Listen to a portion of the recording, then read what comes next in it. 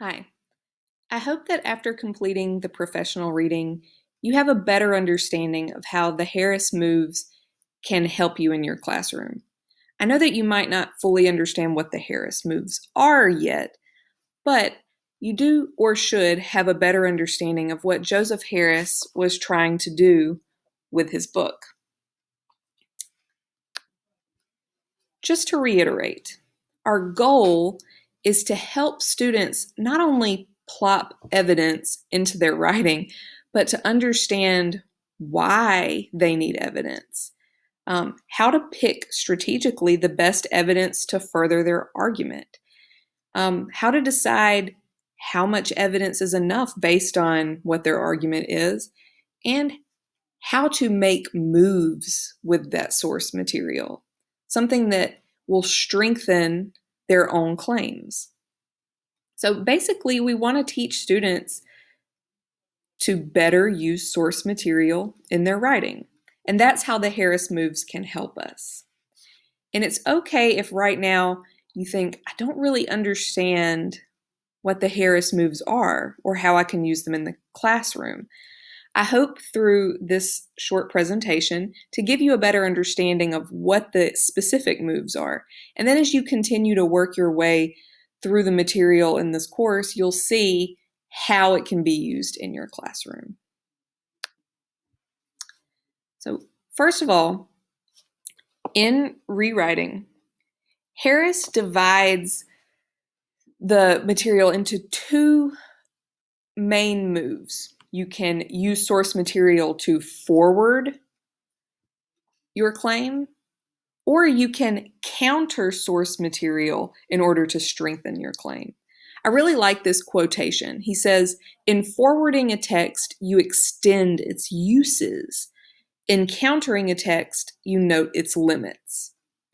So when we teach our students to forward with source material, that means they're taking words or ideas from other texts and using them so that they can highlight or support their own claim. Countering is a bit different.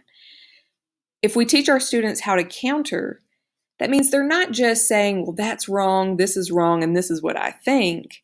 They're pointing out the limitations of source material so that they can offer alternatives, so that they can point out what is right about their own claim. Harris put this in the book, and I thought it was a great way to think about it. Forwarding is like saying yes, and countering is more like saying yes, but. That really helped me understand. Now, within forwarding and countering, Harris then goes on to describe specific moves, moves in forwarding and moves in countering. Because we are teachers of younger students, we're going to focus primarily on some of the moves that Harris describes in his book that are related to forwarding. This is a great place to start with younger students. With younger students, we like to focus on these two main moves, illustrating and authorizing. If we teach students that they can use evidence to illustrate, we're teaching them that evidence can be used as an example to support their idea or claim. That's generally what most students try to do with evidence. They're reading, their research, they find some evidence that agrees with what they think, and that's generally what they'll pull to use in their own writing. And that's a great place to start. On top of this, we can also teach students to be a little strategic with which pieces of evidence they choose to support their thinking. We can teach them about authorizing.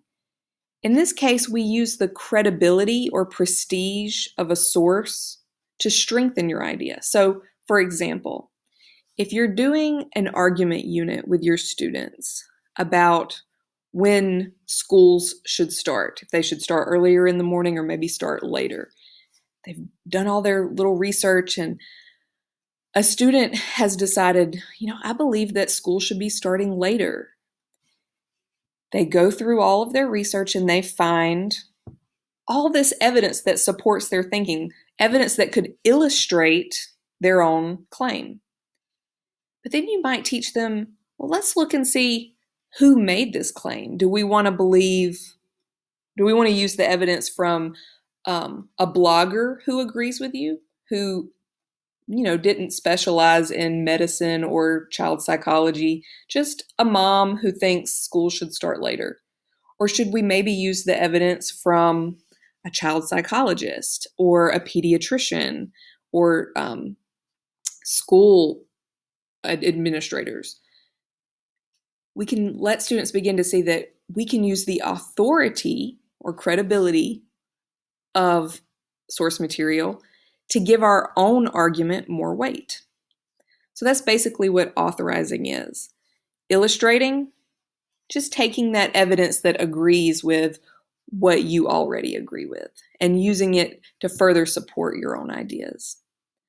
So as you move forward, we're going to start practicing using these moves, letting you see what they look like in real evidence, letting you practice identifying them so that you have a better idea how you can use these moves in your own classroom.